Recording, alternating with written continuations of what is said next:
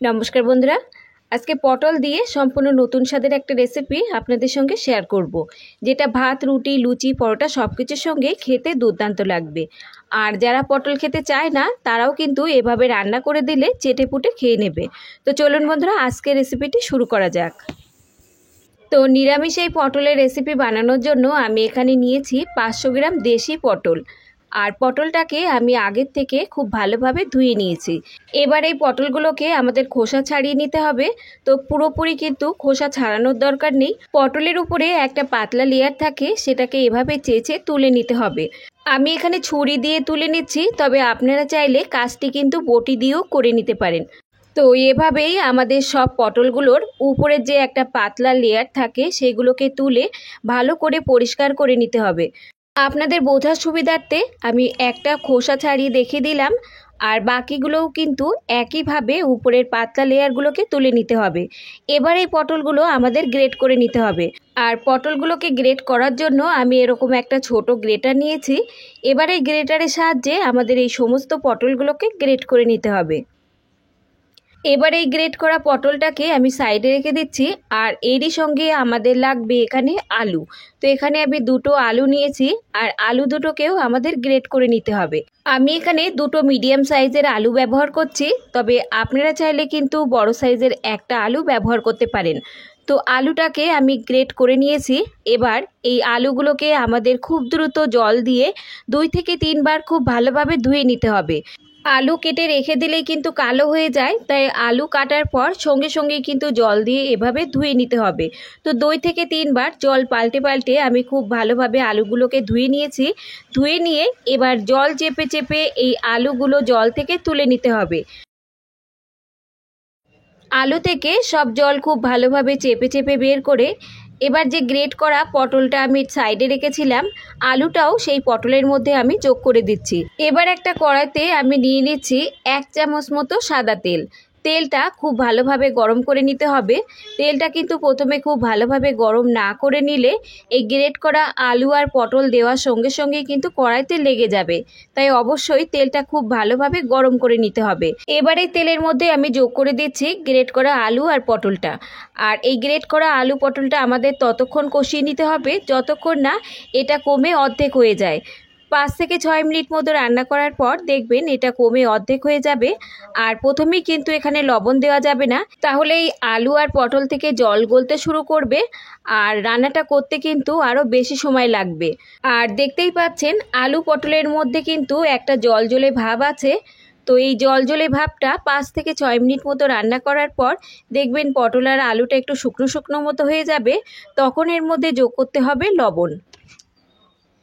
পটল আর আলুটা প্রায় 5 থেকে 6 মিনিট মতো রান্না করার পর দেখুন এর ভিতরে যে জলজলে ভাব সেটা কিন্তু অনেকটাই কমে গেছে, আর এটা কিন্তু একটু শুকনো শুকনো হয়ে গেছে।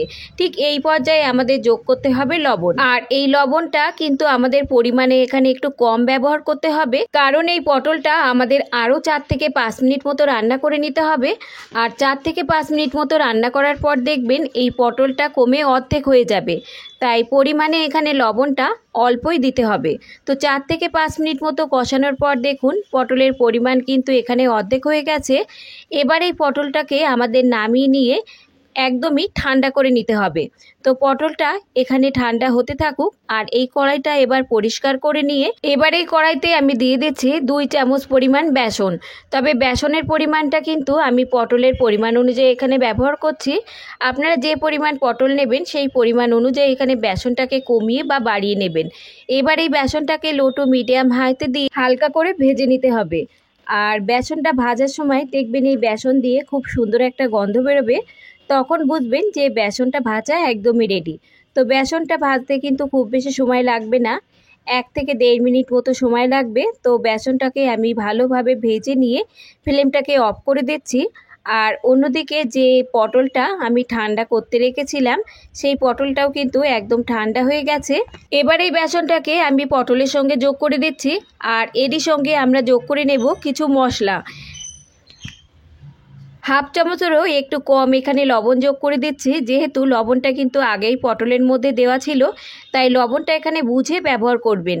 আর দিচ্ছি এখানে 1/2 চামচ মতো হলুদ গুঁড়ো, আর এরই সঙ্গে আমি যোগ করে দিচ্ছি হাফ চামচ মতো ঝাল লঙ্কার গুঁড়ো। ঝাল লঙ্কার গুঁড়োটাও আপনারা যে যেমন খাবেন তেমন এখানে যোগ করে নেবেন। আর দিচ্ছি এখানে হাফ চামচ মতো চিনি। চিনি যদি আপনাদের পছন্দ না হয় তাহলে এটা আপনারা স্কিপও করতে পারেন। এবার এই সমস্ত উপকরণ পটলের সঙ্গে খুব ভালোভাবে মেখে নিতে হবে। এমনভাবে মেখে নিতে হবে যাতে এই বেসনের যে দলা সেটা যেন একদমই না থাকে। তো খুব ভালোভাবে দেখুন এখানে আমি পটলের সঙ্গে উপকরণগুলো মেখে নিয়েছি। এবার এই মিশ্রণ থেকে অল্প অল্প করে মিশ্রণ নিয়ে আমাদের কোপ্তার আকারে বানিয়ে নিতে হবে। তবে আপনারা চাইলে কিন্তু আপনাদের মন মতো শেপে বড় ছোট বানিয়ে নিতে পারেন। তো এখানে আমি খুব বেশি বড় না আর খুব বেশি ছোটও না, ঠিক এরকম মাঝারি সাইজের বানিয়ে নিচ্ছি। আর এগুলো কিন্তু বানানো খুবই সোজা, যে কেউ কিন্তু বানাতে পারবে। তো একটা আমি বানিয়ে নিয়েছি, আরও একটা বানিয়ে আমি আপনাদের দেখিয়ে দিচ্ছি। হাতে মিশ্রণটা নিয়ে হালকা হালকাভাবে এভাবে চাপ দিয়ে দেখবেন খুব সহজেই কিন্তু এভাবে বলের আকারে বানিয়ে নেওয়া যাবে। সমস্ত মিশ্রণটাকে আমি এভাবে বলের আকারে বানিয়ে নিয়েছি। তো এগুলোকে আমি সাইডে রেখে দিচ্ছি। আর অন্যদিকে একটা কড়াইতে আমি তেল গরমে বসিয়েছিলাম। তেলটা খুব ভালোভাবে গরম হয়ে যাবার পর এবার লো টু মিডিয়াম হাইতে দিয়ে এই কোপ্তাগুলোকে ভেজে নিতে হবে। তেলটা খুব ভালোভাবে গরম হয়ে যাবার পর তারপরে কিন্তু এই কোপ্তাগুলো দিয়ে ভেজে নিতে হবে, নইলে এই কোপ্তাগুলো কড়াইতে দেওয়ার সঙ্গে সঙ্গে কিন্তু লেগে যাবে। তো এখানে লো টু মিডিয়াম হাইতে দিয়ে কোপ্তাগুলোকে কিন্তু একটু সময় ধরে ভেজে নিতে হবে, নইলে উপর কিন্তু লাল হয়ে যাবে আর ভিতরটা কিন্তু কাঁচা থেকে যাবে। আর এই কোপ্তাগুলো ভাজতে কিন্তু 7 থেকে 8 মিনিটের মতো সময় লাগবে। খুব বেশি তাড়াহুড়ো করে ভাজলে কিন্তু উপরটা পুড়ে যাবে আর ভিতরটা কাঁচা থেকে যাবে, সেক্ষেত্রে এগুলো খেতে কিন্তু একদমই ভালো লাগবে না। তো অনবরত নাড়াচাড়া করে এভাবে উল্টে পাল্টে দিতে হবে যাতে সব পাশ খুব ভালোভাবে ভাজা হয়। তো 7 থেকে 8 মিনিট পর দেখবেন খুব সুন্দর একটা লালচে রং ধরে যাবে আর এই ভিতরটাও কিন্তু খুব ভালোভাবে সিদ্ধ হয়ে যাবে। তখন এই কোপ্তাগুলোকে তুলে নিতে হবে। তো দেখুন প্রায় 7 থেকে 8 মিনিট মতো ভাজার পর বেশ একটা সুন্দর লালচে রং ধরে গেছে আর এগুলো কিন্তু ভিতরেও খুব ভালোভাবে সিদ্ধ হয়ে গেছে। এবার এই কোপ্তাগুলোকে আমি তুলে নিচ্ছি আর বাকি যে কোপ্তাগুলো একইভাবেই ভেজে নেব। লো টু মিডিয়াম হাইতে দিয়েই কিন্তু একটু সময় ধরে ভেজে নিতে হবে, নইলে ভিতরটা কিন্তু কাঁচা থেকে যাবে। তো এবার এই তেল থেকে আমি অর্ধেকটা তেল তুলে নিচ্ছি। 2 চামচ মতো তেল রেখে দিয়ে বাকি তেলটা আমি সাইডে রেখে দিচ্ছি। আর এবার এই তেলের মধ্যে আমি ফোড়নে দিয়ে দিচ্ছি হাফ চামচ মতো গোটা জিরে আর দিচ্ছি 2 পিস মতো হিং। এবার এই ফোড়নটাকে আমরা কয়েক সেকেন্ডের জন্য ভেজে নেব। কয়েক সেকেন্ডের মতো ভেজে নেবার পর এবার এর মধ্যে আমি যোগ করে দিচ্ছি 1 চামচ মতো আদা বাটা আর 3 থেকে 4টে কাঁচা লঙ্কা। তবে লঙ্কার পরিমাণটা আপনারা যে যেমন খাবেন তেমন এখানে ব্যবহার করবেন। এবার এই আদা আর কাঁচা লঙ্কাটাকে আমাদের কয়েক সেকেন্ডের জন্য আবারও ভেজে নিতে হবে। এই আদার থেকে কাঁচা গন্ধটা যতক্ষণ না চলে যায় ততক্ষণ কিন্তু একটু ভাজা ভাজা করে নিতে হবে।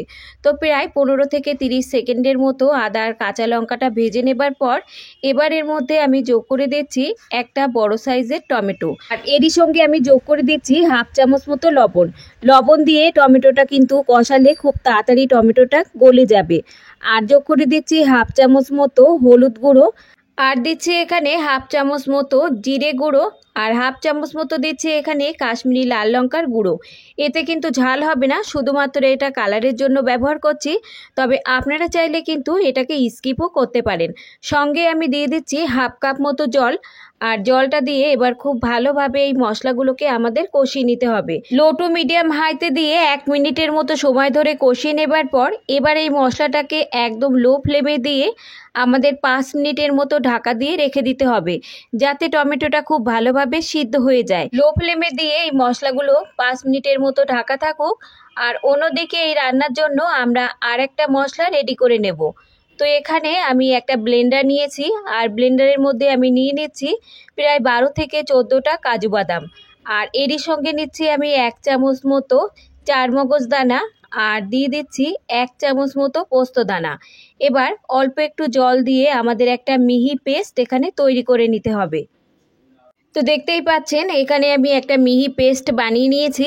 এবার এই পেস্টটাকে আমি সাইডে রেখে দিচ্ছি। অন্যদিকে যে মশলাটা আমি 5 মিনিটের মতো ঢাকা দিয়ে রেখে দিয়েছিলাম সেই মশলাটাও কিন্তু খুব ভালোভাবে সিদ্ধ হয়ে গেছে। তো এবার ঢাকনাটা তুলে নিচ্ছি আর দেখুন এখানে কিন্তু টমেটোটাও খুব ভালোভাবে নরম হয়ে গেছে। এবার এই মশলাটাকে একটু নাড়াচাড়া করে নিয়ে যে বেটে রাখা মশলাটা সেটা যোগ করে দেব। সামান্য একটু জলও যোগ করে দেব, যাতে এই মশলাটা কষানোর সময় লেগে বা পুড়ে না যায়। তো এই মশলাটাকে আমাদের আরও কিন্তু 4 থেকে 5 মিনিটের মতো সময় ধরে কষিয়ে নিতে হবে। আর মশলা যত ভালোভাবে কষানো যাবে ততই কিন্তু এই রান্নার টেস্ট বেড়ে যাবে।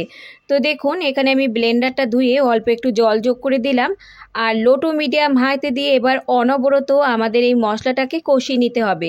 কষাতে কষাতে দেখবেন এই মশলার পরিমাণটা কিন্তু অর্ধেক হয়ে যাবে, আর এই তেলটা পুরোপুরি মশলা থেকে আলাদা হয়ে যাবে। 2 থেকে 3 মিনিট মতো কষানোর পর দেখুন আস্তে আস্তে কিন্তু তেলটা মশলা থেকে আলাদা হতে শুরু করেছে, আর এই মশলার কালারটা কিন্তু পুরোটাই চেঞ্জ হয়ে যাবে। তো আরও প্রায় 4 থেকে 5 মিনিট মতো কষানোর পর দেখুন মশলার পরিমাণটা কিন্তু এখানে অর্ধেক হয়ে গেছে, আর তেলটা কিন্তু এই মশলা থেকে আলাদা হয়ে গেছে। এবার এখানে আমি যোগ করে দিচ্ছি 1 বাটি জল। জলটা খুব ভালোভাবে এখানে ফুটিয়ে নেব। ফুটিয়ে নেবার পর এবার যে কোপ্তাগুলো বানিয়ে রেখেছিলাম সেগুলো যোগ করে দিচ্ছি।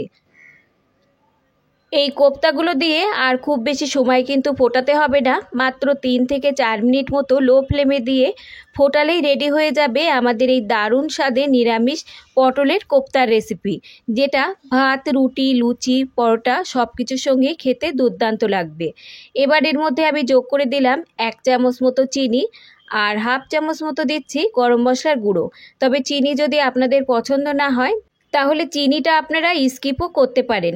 এবার এই সমস্ত উপকরণ খুব ভালোভাবে ঝোলের সঙ্গে মিশিয়ে নিচ্ছি। মিশিয়ে নিয়ে 3 থেকে 4 মিনিটের মতো লো ফ্লেমে দিয়ে ঢাকা দিয়ে রেখে দিচ্ছি। ফিরে আসছি আমি 3 থেকে 4 মিনিট পর, ঢাকনাটা তুলে নিচ্ছি। আর এবার শেষে যোগ করে দিচ্ছি আমি 1 মুঠো ধনেপাতা। তবে ধনেপাতার পরিবর্তে আপনারা এখানে কাসুরি মেথিরও ব্যবহার করতে পারেন। এবার ফ্লেমটাকে অফ করে দিয়ে আমি 5 মিনিটের মতো এটাকে ছেড়ে দিচ্ছি, তারপর এটাকে সার্ভ করে নেব। আর বন্ধুরা, আমি এটা নিরামিষভাবে তৈরি করলাম। আপনারা চাইলে কিন্তু পেঁয়াজ রসুন দিয়েও এই কোপ্তা রেসিপিটি তৈরি করে নিতে পারেন। তো আমি সার্ভ করে নিচ্ছি। আর একবার অন্তত বাড়িতে এভাবে ট্রাই করে দেখবেন। যারা পটল খেতে ভালোবাসে না তারাও কিন্তু চেটেপুটে খাবে। ভাত, রুটি, পরোটা সব কিছুর সঙ্গেই খেতে দুর্দান্ত লাগবে। তো বন্ধুরা, আজকের রেসিপি যদি আপনাদের ভালো লাগে, লাইক, শেয়ার, কমেন্টের সাথে সাথে চ্যানেলটাকে সাবস্ক্রাইব করে রাখার অনুরোধ রইল। আজ তাহলে এই পর্যন্ত বন্ধুরা, দেখা হবে অন্য কোনো রেসিপির সঙ্গে। ততক্ষণ সুস্থ থাকবেন, ভালো থাকবেন, আর রেসিপিটি দেখার জন্য সকলকে ধন্যবাদ।